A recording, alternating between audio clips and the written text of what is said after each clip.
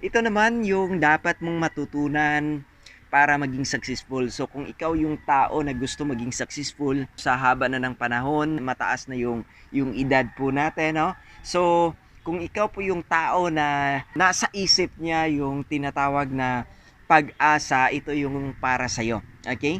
So hindi kasi sapat yung tinatawag na sipag at tiyaga. Okay?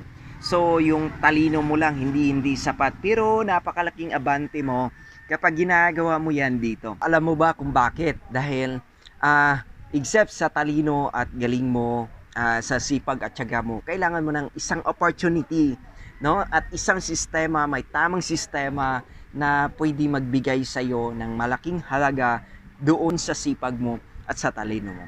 Okay? Sa kasi kung wala yung opportunity na yon, walang tulay para makarating ka doon sa gusto mong puntahan, doon sa gusto mong pangarap. Okay? So, dito ngayon sa RDB, napakalaki at napakagandang eroplano mo, pwede mong sakyan para mapabilis ang pagdating mo doon sa iyong mga pangarap. So, kung dito mo i-apply yung iyong sipag, tiyaga at talino, posibleng-posible talaga na mabilis kang makakarating doon sa gusto mong puntahan na mga gusto mo sa buhay o mga pangarap mo sa buhay. So ito yung mga dapat mong matutunan bilang baguhan dito sa negosyo po natin sa RDB. So ito yung pinaka dapat mong matutunan. So, dapat ito'y para sa mga believers lang at kailangan mong baguhin sa sarili mo. Kung napakatagal mo na sa business, so sa network marketing industry, pero hindi ka nagiging successful. Okay, so ito yung mga dapat nating mga baguhin sa ating sarili. Kailangan mo tong gawin, yung right mindset and the right attitude towards the business. Okay? So, marami kasing gusto maging successful, no, sa ginagawa nila, sa business nila, pero hindi naka-align yung mindset nila sa ginagawa po nila. Okay? So, dito kasi dapat humble ka, dapat open-minded ka, no? Dapat positibo ka na marami ka pang matutunan na mga tamang paraan at strategy para maging successful sa ginagawa mong negosyo. Okay? So, marami kasing mga tao pagkatapos makinig ay wala nang follow-up na pakikinig sa ginagawa nilang business. So, asahan natin lahat ng mga champions, no? Lahat mga winners, okay? Sa business man yan, sa sports man yan, sa movies man yan, o kahit saan ka mapunta, kailan mo maging expert. So, paano maging expert ka sa ginagawa mo kung ikaw mismo hindi open-minded? Okay? Isa lang yung bibig natin, dalawa yung tainga natin, dalawa yung mata. Kasi kailangan mo mag-observe, kailangan mo makinig. Okay? So, kailangan po nating makinig. Dito kasi, kapag marami ka nang natutunan, yun po kasi ang strong foundation mo sa business mo. Okay? With the right knowledge. No, kailangan mo lang makuha yung mga tamang kaalaman para mai-apply mo sa iyong negosyo.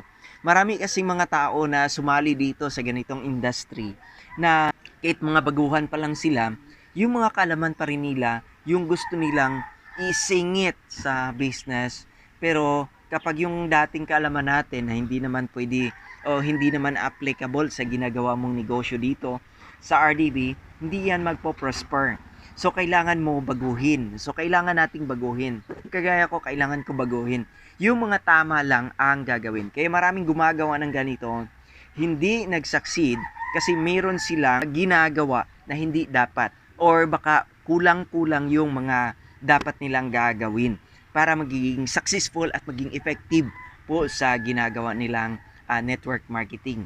So, ito, kailangan mong sapat na kaalaman, kailangan mong sapat na foundation, no, kasi para hindi ka magaya ng 99% so na gumagawa ng ganito. Kasi yung 1%, yun lang ang nakagawa ng mga tamang mga strategy at mga tamang paraan para maging successful sa network marketing. So, kailangan mo ng right knowledge. Kaya kailangan mo mag-humble down, kailangan mo makinig, kailangan mong makuha yung mga tamang strategy po dito. Okay?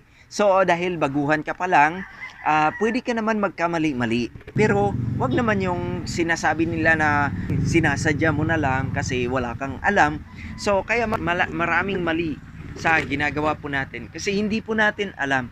Kaya para maiwasan yung mga mali, na mga approaches, na mali-mali na mga tera natin sa labas, kailangan natin makinig muna.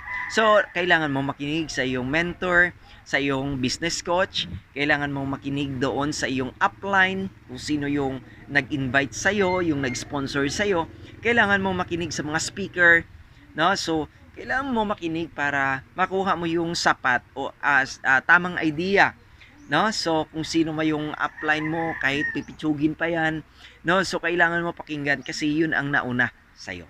Okay? So, kung mali naman yung nasabi or ginagawa ni upline, huwag mo naman gayahin. Kasi, yung mga tama lang ang kukunin natin para maging effective po tayo sa ginagawa nating negosyo. Okay? Kailangan ngayon pa lang, equip ka na agad. No? Kailangan mahasa, ma-build yung tinatawag natin na right mindset po talaga doon sa ginagawa nating negosyo. Kasi kapag mali yung mindset po natin sa ginagawa nating negosyo, kahit tama pa yung ginagawa, no? yung action po natin, pero yung mindset po natin ay mali, hindi po talaga tayo magiging effective at hindi po tayo magiging successful po sa ginagawa po nating negosyo. Okay? Pero kapag baguhan ka pa, pwede naman magkamali, no? Wala namang pinapatay dito na magkamali. Okay? So, kaso lang kapag paulit-ulit kang nagkakamali, no? At hindi mo hindi binago yung sarili po natin, no? So, walang ang pinapatay dito, pero yung pangarap mo, yung goal mo, dandan mong pinapatay kapag hindi mo binago from negative mindset to positive mindset. Kailangan may positibo kang outlook doon sa ginagawa mong negosyo, sa networking mo, sa business mo. Kailangan mo tong gawin para tuloy-tuloy ka magiging successful gaya ng mga top earners. Okay?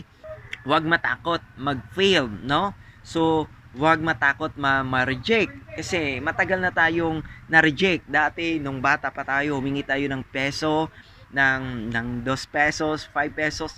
'Di ba? Hindi tayo binibigyan agad ni mama or ni papa, 'di ba? Pinapagalitan pa tayo. So na-reject na tayo, no? So nung dati ay nagpara tayo ng jeep, nagpara tayo ng tricycle, okay? Hindi tayo agad na napagbigyan. So na-reject na tayo. So matagal na tayo na-reject. Yung iba ay nanligaw, hindi sinagot, no? So na-reject na po sila. No? So dapat masanay ka sa rejection. Kasi yung rejection ang magpapatibay sa iyo kung bakit mo to gagawin ng tuloy-tuloy. Okay? Kaya kailangan mo mag-humble para maiwasan yung mga rejections. Okay?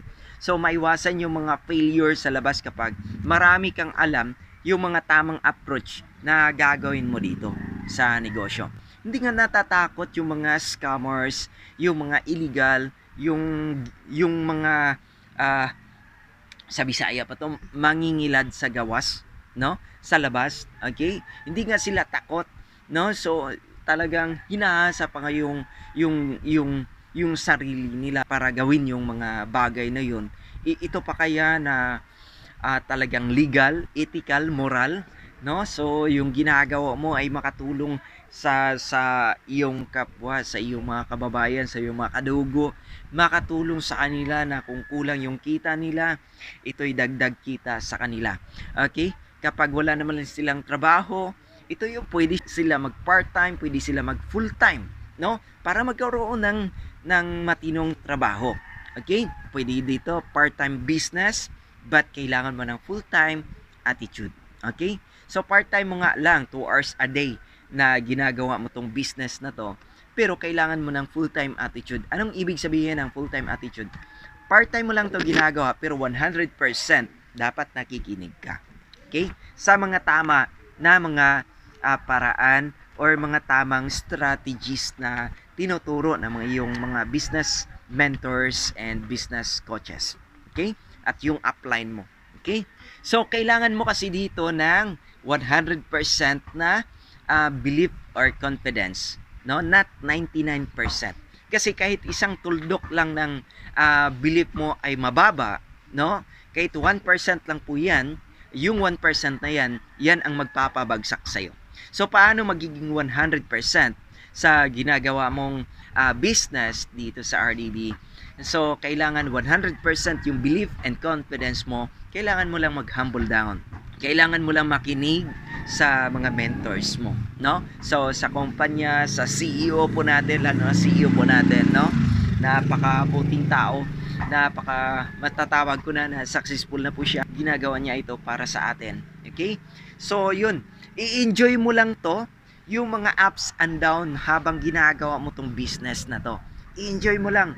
Huwag ka matakot na na down ka. Okay? So, doon ka magkaroon ng lessons doon sa panahon na ni-reject ka, doon sa na down ka na, doon ka magkaroon ng lessons bakit ka nag-down, bakit ka nag-fail, bakit ka na-reject. Instead na isipin mo yung negative, no? So, isipin mo yung positibo na nangyari sa'yo, panahon na nag-down ka, at yung mga lessons na makukuha mo during nag-down ka, during na-fail ka o na-reject ka.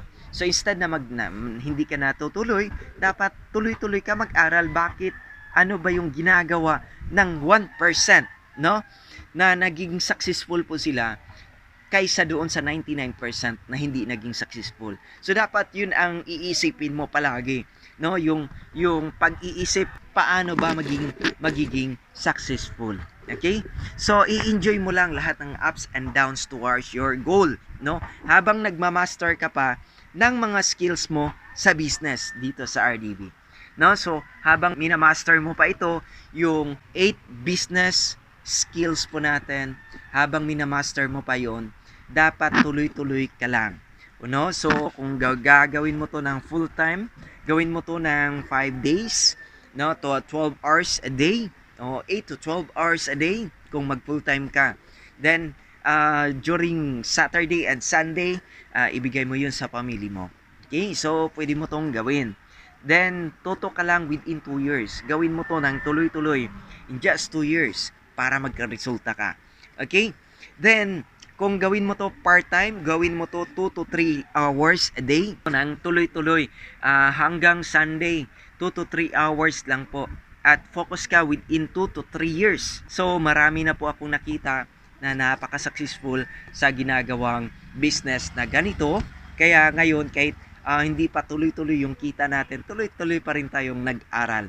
At tuloy-tuloy tayo na ginawa yung business sa tamang paraan.